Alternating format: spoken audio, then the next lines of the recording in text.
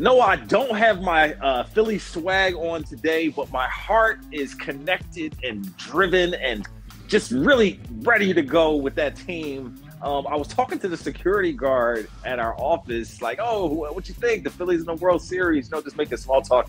And he's an older gentleman, but he just was like, I started grumbling, Astros in 5. I'm like, bro, come on. Like, what's going on, Mike? Like, what are you doing? But I'm seeing this Sixers team, despite the win disparity between these two teams, I'm seeing, this Phillies team as an underdog. Hungry dogs run faster. I think it'll be Phillies in 6. What do you think about the World Series? Phillies in 6. Okay, I'm gonna say Astros in 7. I think this is it for Dusty Baker. I think he's had painful playoff memories, specifically with Game 7s, and I think my gut feel is he turns it around this year, and it is a heartbreaker for the Phillies, but nevertheless, obviously a fantastic season that has far exceeded all expectations. But yeah, from where I'm sitting, does seem like Houston has a lot more talent, and there will be many swings in momentum, but the Astros end this up as the World Series champions. So I will add a little fuel to the Phillies' fire, and they are most definitely the underdogs here. And let's see if they prove me and many other folks wrong. Our producer, Ben Barry, in the chat is feeling your selection. So it's 2 against 1 here, but let's go Philly.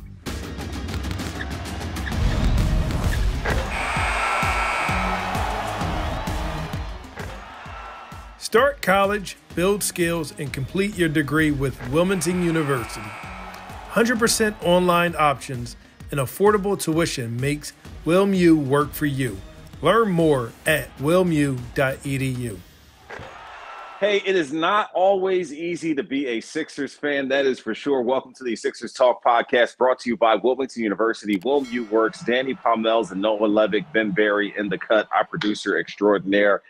And Noah, man, sometimes they test your patience through these 76ers. They take it on the chin to the Toronto Raptors as the energy and lack of intensity showed its head again, as the Sixers here now are 1-4 on the season after Game 5. And, we don't want to throw too much dirt on their grave at this point because it is still early. I think if anyone's looking for a silver lining or some type of optimism in this situation, the Boston Celtics situation last year would be a good example of them figuring it out and then making a push all the way to the Eastern Conference Finals. But that does not happen often. So let's just be a little more realistic about that. But there is still hope and optimism that the Sixers can figure things out, because they look like a team that didn't quite have it together, as Doc Rivers has described. They are a work in progress. And, taking it in, Noah, you just hope that they would show some of that fervor we saw against the Pacers, but they didn't quite have that locked in focus that you might have hoped, particularly on the defensive end.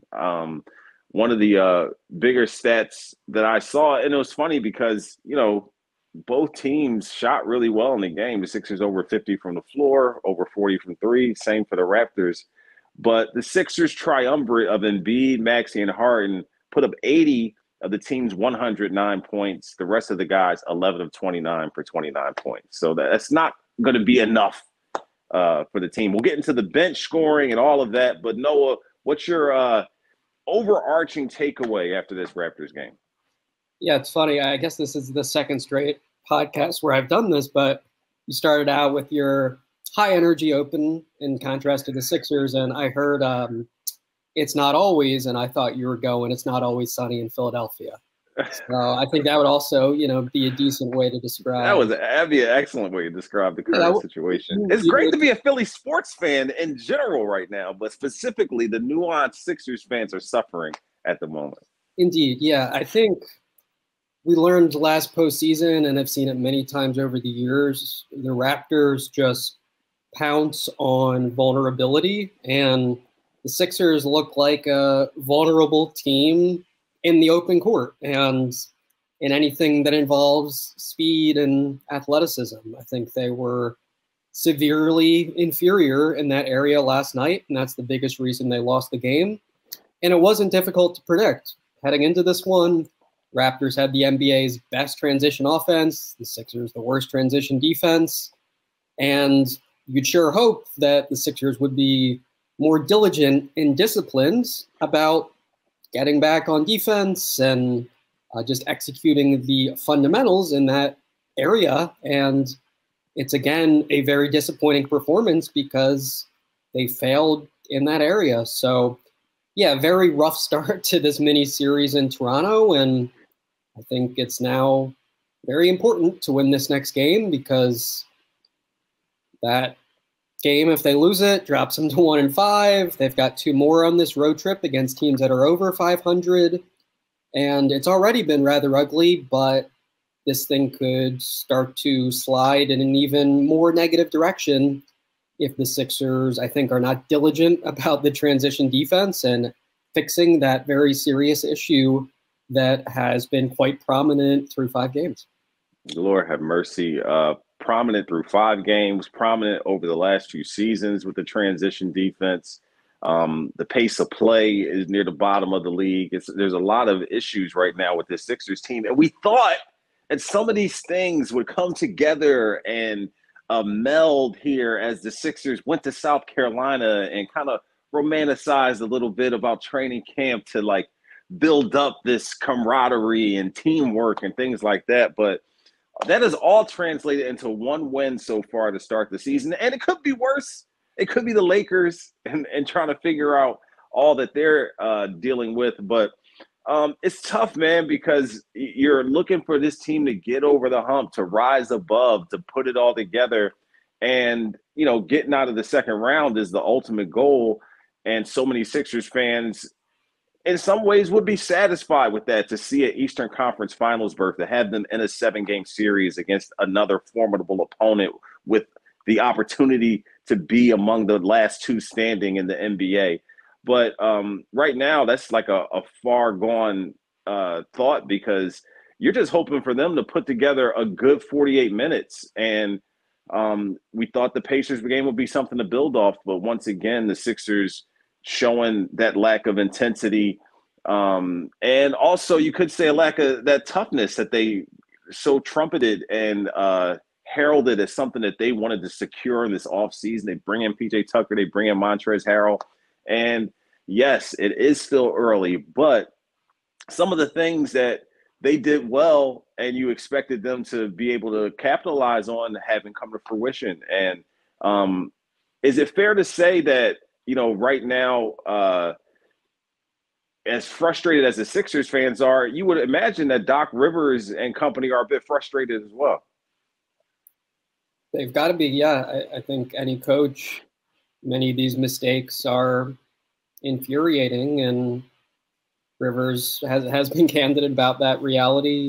Guess it was last week, just talking about the spacing around Joel Embiid.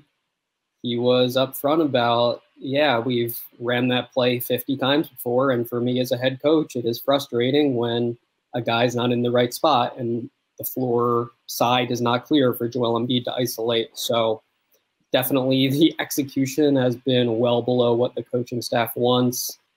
And a lot of this is basic issues that veteran teams should not be making, regardless of whether they're all trying to gel. I just think that in the transition defense, it's hard not to isolate that as by far the biggest problem here. I mean, this is historically bad thus far, and yeah, they've got to fix that. And it's nothing new, as you said, but this is more extreme than it's been before. I look back at heading into Doc Rivers' first postseason with this team, asked him about that, and he said it's habits and discipline, and everyone has to be on the same page, all 5 players. And the habits right now are just borderline non-existent. It seems like everyone's just kind of sprinting back desperately, and most definitely not all aligned with the transition defense goals.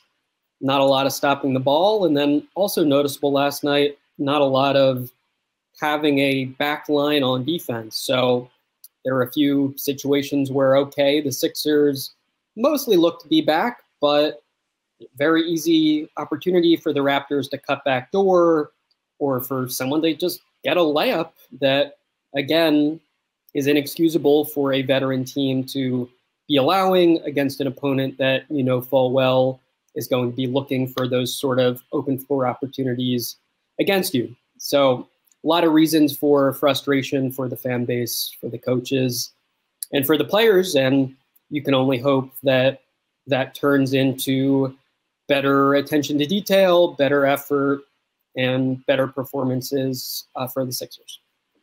It's tough looking at the Raptors and seeing their athleticism and their interchangeability and knowing that that's something that you would love to have, you know, on the Sixers team, which in some ways you thought you did have. And you mentioned habits and discipline and intensity and things like that. And it's those are things that are based on your will, how you show up when the ball is tipped up. So it's not something that maybe necessarily falls on the coaching staff to like put professionals in a situation that they, you know, aren't bringing the intensity or, you know, the will to win or things like that, or starting the game at that way, at least. But so many fans and people are drawing this straight line to Doc Rivers and, you know, his presence and, you know, his voice maybe, you know, falling on deaf ears at this point. I mean, he's only been here for a short while, and there's, you know, several new players who are joining the team. So I don't know if his voice would be worn out to those guys. So, and, you know, guys like Tobias Harris, James Harden, you know, real professionals, been around the league a long time, really speak highly of Doc, and, you know, James talking about wanting to play here. So I can't quite draw that straight line that so many fans are drawing to Doc Rivers being responsible for why the team isn't performing well. But it does make you wonder, like, what is going on? So what do you chalk it up to at this point? Why are they where they are right now, Noah?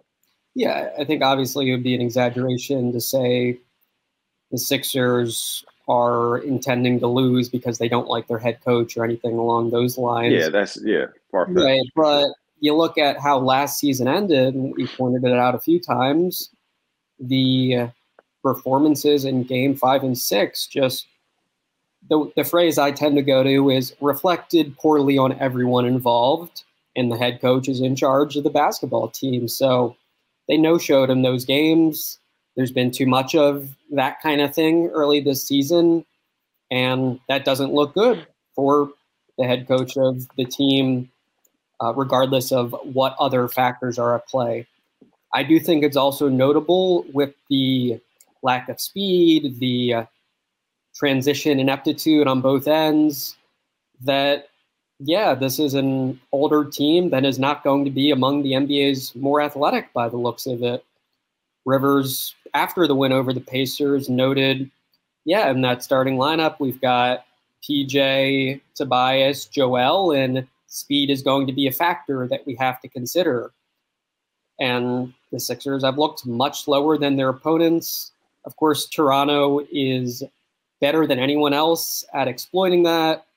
And if you're not on point, that's going to be very problematic. But I think in the big picture, like roster construction-wise, it's standing out more and more that this is not a quick team and that the precision just needs to be much, much higher in order to compensate for that. So absolutely a good chunk of that blame will inevitably fall on the head coach. And for the most part, I think that is entirely reasonable. He's the one responsible for the players' performance on the court. Of course, the players, you know, themselves got to have some accountability and all that, but can't fire the players though, right? Yeah, the head coach is the guy leading the team, and when things go horribly wrong and the team performs well below expectations, that is the guy who does take a large share of the blame. And thus far, things have gone much worse than the Sixers expected, albeit only 5 games in, and they would sure hope that they can flip this script very soon, but a lot needs to change for that to happen. With that said, a lot is connected and interconnected in the Sixers organization, so much so that any, walking back of Doc Rivers and, relieving him of his duties, or the team, parts their ways, would be a significant move in and of itself. But the way he and Morey are so closely linked, and the way they pounced on Doc Rivers when he was let go by the Clippers, the amount of money they gave him, it would be a seismic shift to move on from Doc Rivers, particularly with this team trying to be and of the ilk of these upper echelon teams, and so many people picking them to be a great team this season and to finish, near the top of the heap. With that said, though, at the same time, there couldn't be a better cushion for some type of upheaval with Doc Rivers and having Sam Cassell waiting in the wings. And on top of that, there's already been a prototype here in the city, a blueprint of letting go of a manager in the Philadelphia Phillies, and then his replacement taking the team to new heights. So much of that is involved in what fans are seeing in the Sixers situation, with Cassell being overlooked for head coaching jobs and being so connected and with working out with the players, and a mentor to Tyrese Maxey. And, you see the relationship he and James Harden have, and so on and so forth. So how do you quantify all that with what the Sixers situation is? Does that creep into your mind at all, or how do you look at that, Noah? They've got a very good assistant coaching group. I think that's probably one of the best things Doc Rivers has done here is assembled a strong team around him. And I think, honestly, he respects and cares about his assistants more than the average fan might think. There is legitimately quite a bit of collaboration here. And these guys, Dan Burke, Sam Cassell, Dave Yeager, have great qualifications. They've had a ton of great assistant coaches, especially a lot of guys who have gone on to head coaching jobs. Yeah, at least Yeager and Burke, just a longtime assistant, regarded as one of the best defensive guys. And obviously, even Dan Burke thus far has not made the Sixers into an above-average defense. And again, we'll hope to change that. But yeah, I understand the perspective of wanting early season change, and Joe Girardi, Rob Thompson being the best possible way that can play out. I think Girardi even got around 50, 60 games. This has only been 5 here. And in a 162 game season, so we got to truncate the numbers and figure out what the percentages it was rather are. Early. Yeah, I guess the equivalent might be 8 or 9 into this one. So I get it. I would, to some extent, understand that rationale. But yeah, I think from Daryl Morey's perspective, new pieces, learning how to play together is legitimately a significant reason why the Sixers are 1-4. And I'm, to a large extent, on the same page. And we understand Daryl Morey's a calculated decision maker, not the kind of guy who generally makes rash decisions about these sorts of things. So I think that's all worth taking into account as well. But for me, it's just, if the Sixers 4 or 5 games from now, only have 2 or 3 wins still, then these sorts of questions become much more worth considering. But I get why we're considering them. 4 or 5 games. That's next week. Indeed. That's not that far. Certainly, a team that's 2-8 and expected to be in the top 1 or 2 in the Eastern Conference. That's a big disparity. Coaches tend to be blamed for that sort of thing, and I would 100% get it if we're having that discussion at a much more intense level. But right now, I do think there's at least some time to figure it out and to avoid a lot of that unpleasantness that would inevitably arise if we continue heading in this direction. But yeah, they paid Doc Rivers well to take this job. They recruited him strongly. Daryl Morey and the ownership group have great respect for his head coaching track record and experience. So I think all of that is worth taking into account as well. But I understand fans having that at the top of their minds, given the way this year started, and as I noted, given the way last season ended too. Yeah, there definitely is some correlation and carryover between the staleness of losing the Atlanta Hawks series the way they did, finishing last year almost but not quite, and here we are now with a slow start to this season. So it's hard to put it in a silo and just look at the current situation as it is when so many fans have been, with bated breath awaiting the next step and how they can figure it out and put it together and put a good product together. I will say this, though. There is 100% no doubt about it in my mind, looking at the current state of things, that the Sixers won the Ben Simmons-James Harden trade, because as Simmons tries to work his way back and has committed as many fouls as scored as points that he scored this season, James Harden, I just am very impressed with the way he has rejuvenated himself and kind of has the ball in the string. And 18 points last night, just to talk about some positive things, 18 points last night is not enough. It's not going to get it done. But I just see the downhillness and kind of the cut of his chin, the way he's attacking with the dribble. It just really is reminiscent of like Houston Harden. So I see a lot of improvement there. And obviously Maxey and his athleticism and speed is great. So I think, to your point, it is how the pieces are fitting together, because there's improvement there. There's improvement with Maxey. By there, I mean Harden. There's improvement with Maxey. Embiid hit his first 5 shots last night, but the supporting cast and the bench have not come together. So that speaks to your point of, the new pieces trying to come together and things like that. But what are there other things that you saw? And I know some of your articles pointed this out on NBCSportsPhiladelphia.com of why they're not able to keep up with teams like the Raptors, or to just, be, more efficient out on the floor.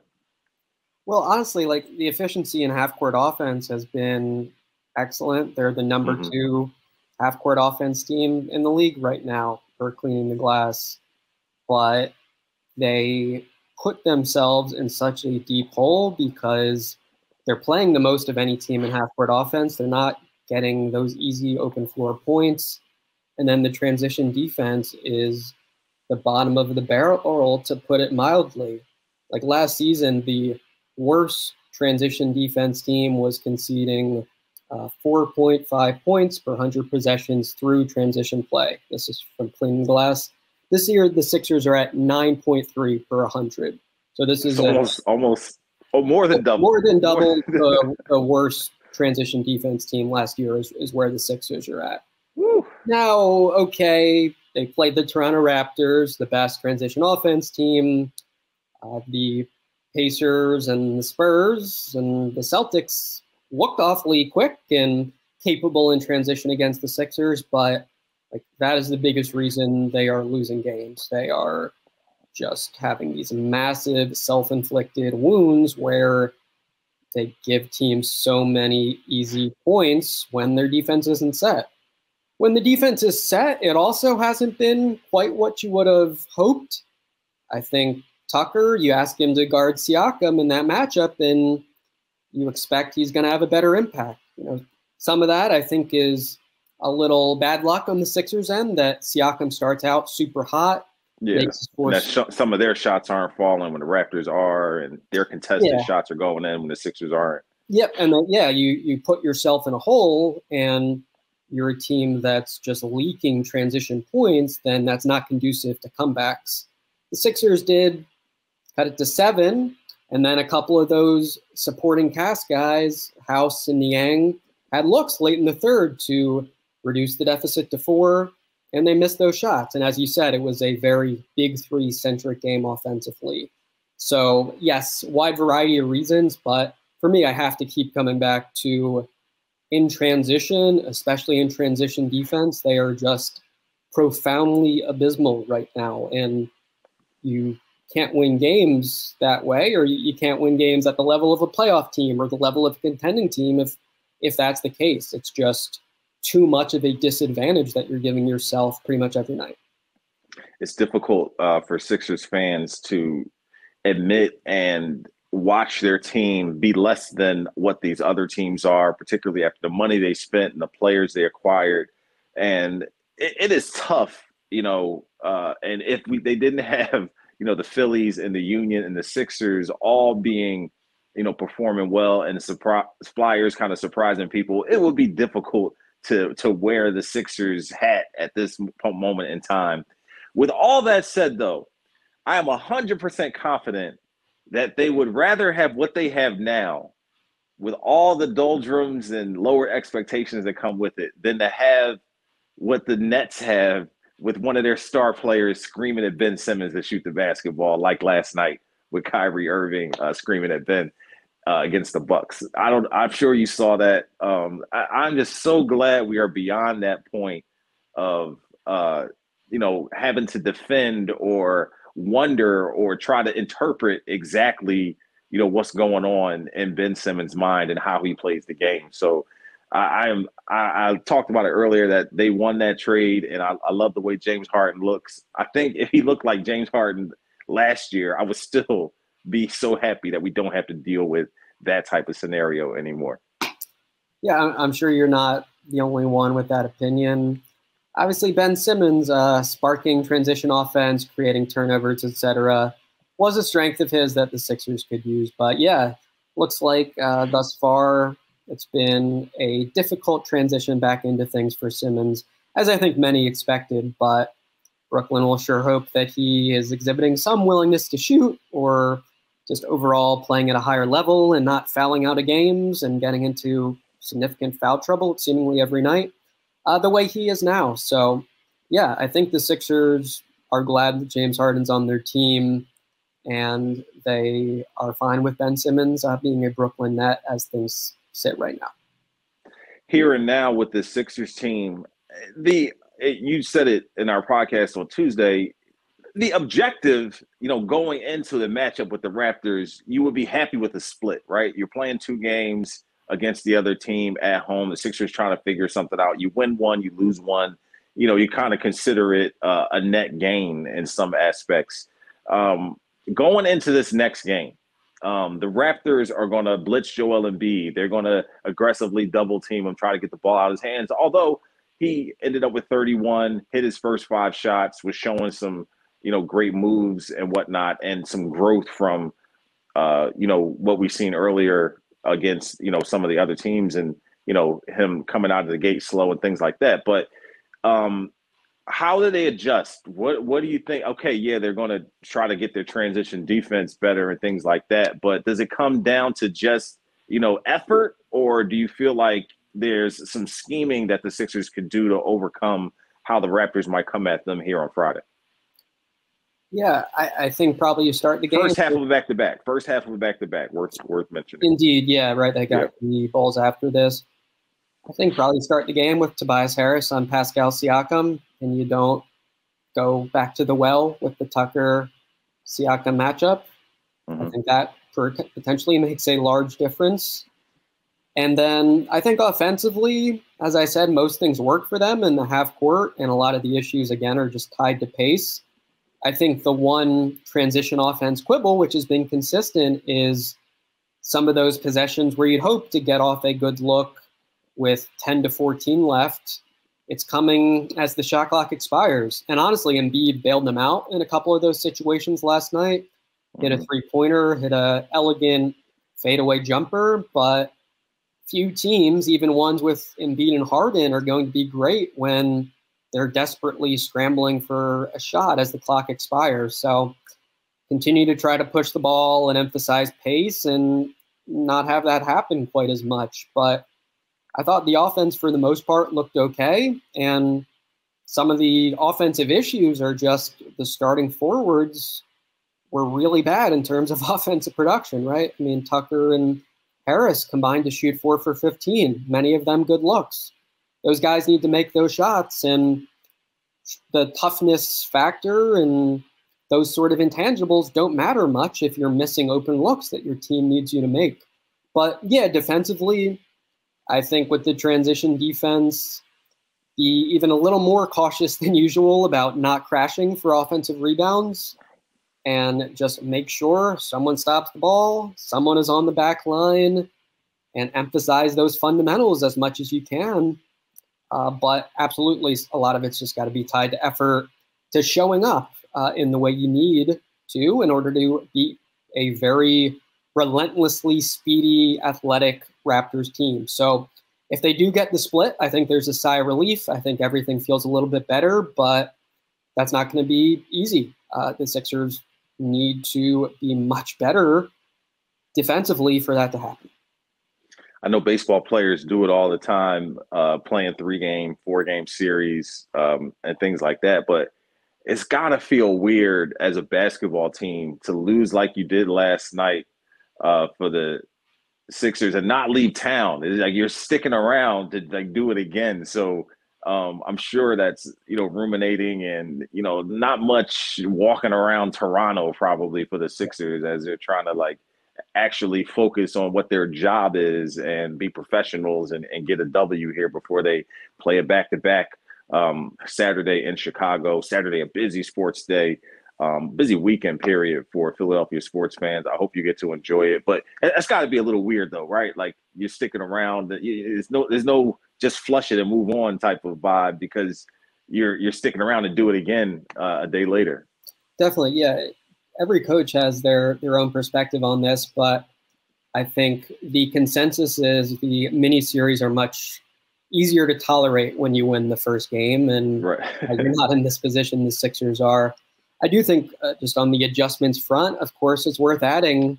They've got Matisse Thybulle, who's now eligible to play in Canada, and he didn't last night. 5 total minutes he has played. 5 total minutes to start this season. And I think 4 of them in one game. So, yeah, it's been very sparse for Thybulle minutes-wise. They need to play better defense. They need more speed and athleticism.